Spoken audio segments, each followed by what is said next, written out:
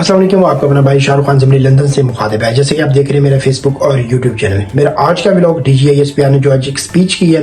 ان کا زور کس طرف جا رہا تھا۔ پاکستان تحریک انصاف کے کارکنوں، پاکستان تحریک انصاف کے جو ووٹر سپورٹر ہیں، عمران خان ہے، اور اس کے بعد جو ان پہ الزامات لگائے گئے ہیں، آج اس پہ روشنی ڈالی جائے گی۔ پھر اس کے بعد مراد سعید نے کیا ٹویٹ کیا ہے، تو اس کی طرف چلتے ہیں۔ سب سے پہلے ایک میری رائے ہے جو کہ D G I S P R صاحب نے کہا تھا کہ یہ پاکستان کی ینگ جنریشن ہے، ان سے ریکویسٹ ہے کہ وہ آواز اٹھائے غزہ کے لوگوں کے لیے، وہ آواز اٹھائے کشمیر کے لوگوں کے لیے۔ D G I S P R صاحب شاید آپ بھول گئے، ہم پاکستان تحریک انصاف کے کارکن، بے شک وہ اوورسیز پاکستانی ہیں، وہ پاکستان میں بیٹھے ہوئے ہیں، ان لوگوں نے پوری کوشش کی ہے غزہ کے لیے آواز اٹھانے، اور جب سے پاکستان آزاد ہوا ہے تب سے کشمیر کی آواز ہم لوگ اٹھا رہے ہیں، Pakistani as a Pakistani, party کی بات نہیں میں کر رہا ہوں، ایز اے پاکستانی ہم لوگ آواز اٹھا رہے ہیں۔ لیکن آپ شاید بھول گئے ہم سے جھنڈے تک چھینے جاتے ہیں، بے شک وہ کشمیر کے ہم اٹھائیں، وہ غزہ کے اٹھائیں، وہ فلسطین کے اٹھائیں، ہم سے جھنڈے تک کھینچے جاتے ہیں۔ وہ کون سی خدائی مخلوق آ جاتی ہے، وہ کون سے محافظ ہے جو وردیوں میں ملبوس ہوتے ہیں، ہم سے جھنڈے تک چھین لیتے ہیں۔ تھوڑے ہوش کے ناخن لیں آپ لوگ، آئیں ہمارا ساتھ دیں، ہم آواز ان کی بلند کریں گے، ہم ان کے لیے انصاف لیں گے انشاءاللہ۔ آپ ہمارا ساتھ دیں، لیکن آپ ہمارا ساتھ نہیں دے رہے ہیں، آپ ان کا ساتھ دے رہے ہیں جن لوگوں نے ملک کو لوٹا ہے، جن لوگوں نے ملک کی تباہی کرتی ہے، تباہی مچا دی ہے، آپ ان لوگوں کا ساتھ دے رہے ہیں۔ آپ شاید بھول گئے آپ نے جس کپتان پہ الزام لگایا ہے، یہ الزام بالکل کپتان پہ مناسب نہیں بنتا، یہ اور آپ کے منہ سے یہ بالکل بات اچھی نہیں لگی، کیونکہ یہ بہت بڑا پیغام آپ نے دیا ہے۔ جی ہاں، تو چلتے ہیں مراد سعید نے جو ٹویٹ کیا ہے۔ مراد سعید نے ٹویٹ کیا ہے جی، D G I S P R نے جو بالکل آج ایک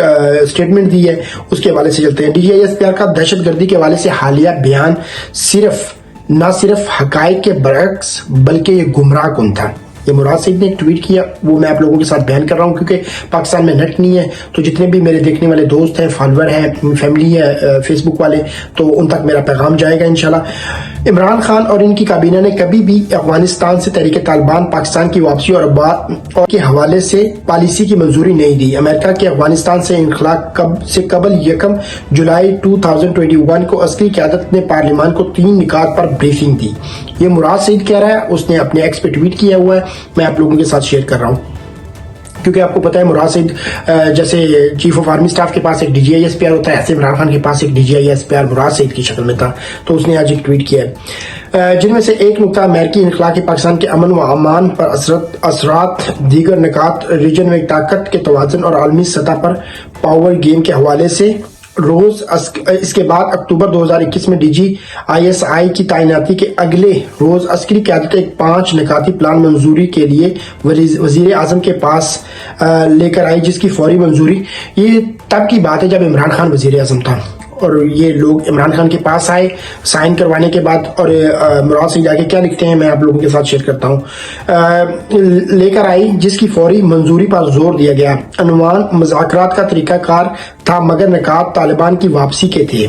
کہ طالبان کی واپسی کے جو ان لوگوں نے سائن کروانے تھے، وہ تھے افغانستان سے جو طالبان واپس لے کے آنے تھے، ان کا وہ ان لوگوں نے کیا تھا، کہ اس کے بارے میں جو ان سے رائے لینی تھی اور ان سے سگنیچر کروانے تھے خان صاحب سے، جو خان صاحب نے نہیں کیے۔ خان صاحب کی جو آپ کو بتا رہا ہوں D G I S P R ہے، وہ مراد سعید ہے، اس نے بالکل اس چیز پہ بڑا زور مچایا تھا۔ آپ شاید بھول گئے ہیں فوات میں خان صاحب کے جو یہ D G I S P R ہے مراد سعید، میں اس کو D G I S P are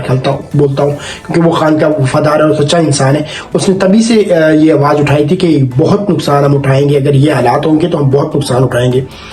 مجھ سمیت، یہ مراد سعید اب کہہ رہا ہے، مجھ سمیت کابینہ کے دیگر اراکین جو زمینی حقائق سے آگاہی رکھتے تھے، انہوں نے عسکری قیادت کو جو کہ زمینی حقائق سے آگاہی رکھتے تھے، انہوں نے عسکری قیادت کی پیش کردہ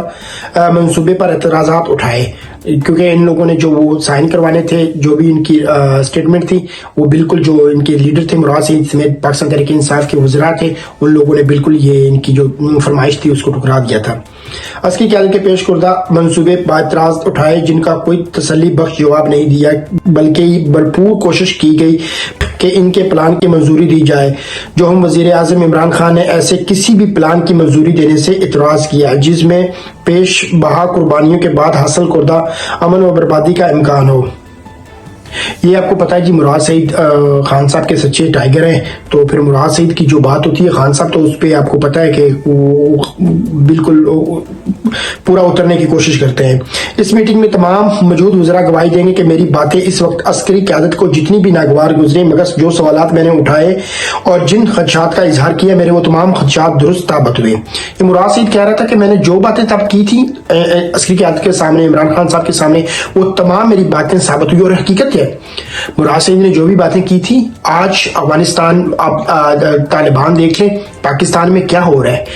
आए रोज धमाके हो रहे हैं। क्यों हो रहे हैं? ये बातें उनको बताई गई कि उनको ना तंग किया जाए, अगर तंग करेंगे तो आप खुद भी तंग होंगे। ये मुराद सईद ने तभी कहा था। जब दहशतगर्दी की वापसी के मुतालिक मैंने बहुत एहतियात से सवालात उठाए, तो इस वक्त की हुकूमत और ISPR की जानिब से ऐसी किसी पेशरफ्त से मुकम्मल नाइल्मी का इजहार किया गया और मुझ पर न सिर्फ प्रोपेगेंडा करने का इल्ज़ाम लगाया गया, बल्कि पहले दबे लफ्जों में फिर खुलम खुला धमकियां पहुंचाई गई। ये मुराद सईद कह रहा है कि मुझे सिर्फ इल्ज़ाम नहीं मुझ पर लगाए गए, मुझको धमकियां दी गई, मुझे आपको मार दिया जाएगा। आपको शायद पता होगा कि अरशद शरीफ को भी मारा गया था, मुल्क से दरबदर करके, फिर वो किसी और कंट्री में चला गया, केनिया में, आपको पता है। फिर वहां पे उसको बहुत बुरे तरीके से उसको शहीद किया गया, उसके सर में गोलियां लगी, उसके पेट में गोलियां, उसके दिल में गोलियां मारी गई, बहुत ही शदीद उसको उस पर जुल्म किया गया था। लेकिन अल्लाह की लाठी बेआवाज है। आपको पता है मुराद सईद को भी कहा गया था कि अरशद की तरह आपको भी चुप करवा दिया जाएगा, लेकिन मुराद सईद खान का DGI/SPR था, वो डरने वाला नहीं था, वो यंग जनरेशन थी, वो खान साहब की बिल्कुल अपना पाकिस्तान तहरीक इंसाफ के जो लीडर है उनमें उनका शुमार आता है। अच्छा जी,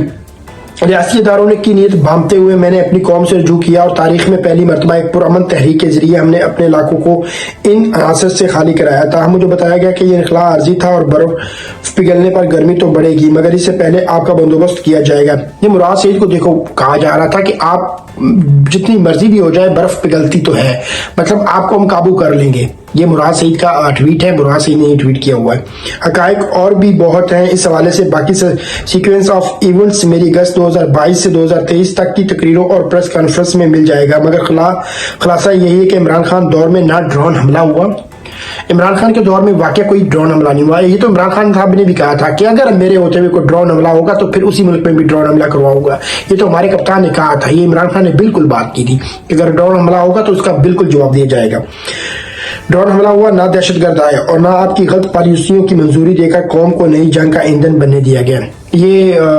मुराद सईद साहब, आपको पता है इमरान खान के टाइगर है, उसने कहा कि बिल्कुल हमने जो है ना कोई इजाज़त नहीं दी गई किसी को भी कि आप ऐसा काम करें जिसकी वजह से पाकिस्तान में रहने वाले लोगों के लिए मुश्किलात का सामना करना पड़े।